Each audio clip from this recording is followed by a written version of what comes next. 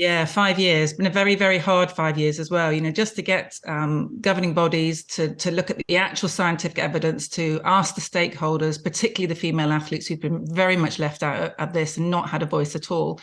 And very pleased, for the world of women's sport. This is not about trying to keep anybody out of sport. I'm a big believer that sport is absolutely for everybody, but we've even been stopped from having respectful debates. It's been closed down deliberately.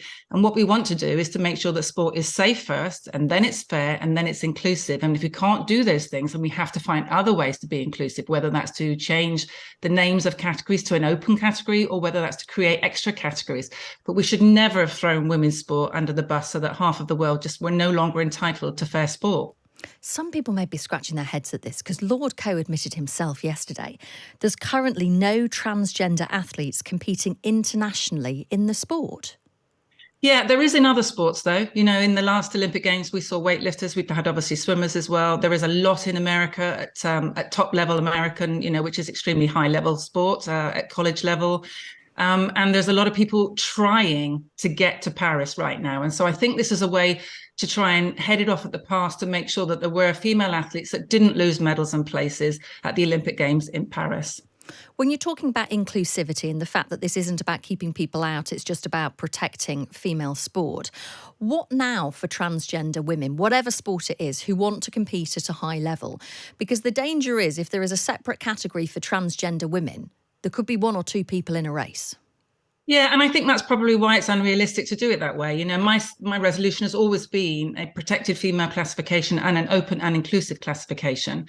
And what happens, we find, is that transgender men, so that's females that identify as men, still don't take testosterone so that they can compete in the female category. And women have no issue with that. As long as there's no cheating going on, they're not taking testosterone, a drug that's there to aid performance. They have no problem with how they identify. So I don't really know why that can't also happen in the men's category. But for some reason, it never has. And transgender women have always wanted to opt to go and race in the women's category. And so we've seen people like Leah Thomas go from 1,000th in the world to beating 3 Olympic champions, in the space of 1 year. And that was obviously extremely unfair. And what we don't need is more of those in different sports. We should never have had to have that before common sense prevailed. I guess you say you don't know why those transgender women would want to compete. I mean, I'm guessing, and I wouldn't want to speak on behalf of anybody, but I would guess it's because they say, I am a woman, and therefore I want to compete in a woman's event. That would be their argument. But a transgender man says, I am a man, and yet they still can carry on and compete in the women's category. So why can't a transgender woman do exactly the same? Interestingly, Lord Coe said this decision isn't forever. He was saying as more evidence comes along, we'll review the decision. They've set out a working group, haven't they, to consult transgender athletes and lots of different people. So this isn't a final decision.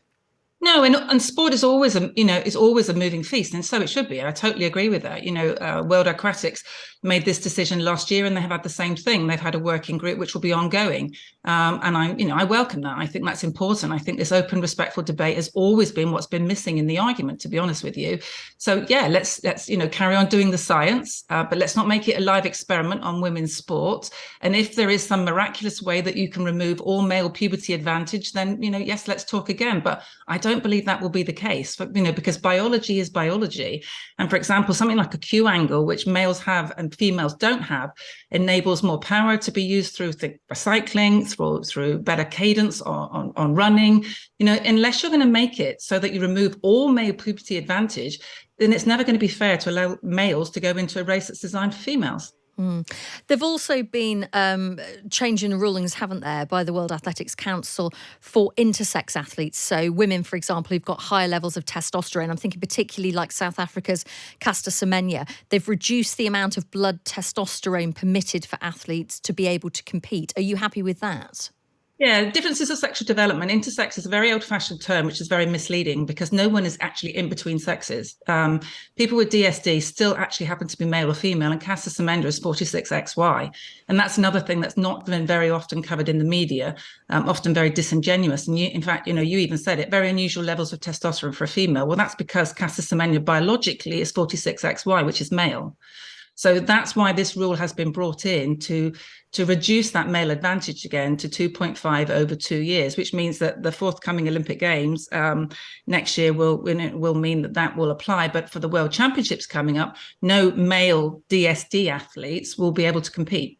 Thank you so much for watching. You get extra points for making it all the way to the end of the video. And if you want to see more from me, Chloe and Callum, you can join us every Friday to Sunday on Times Radio from 6 a.m.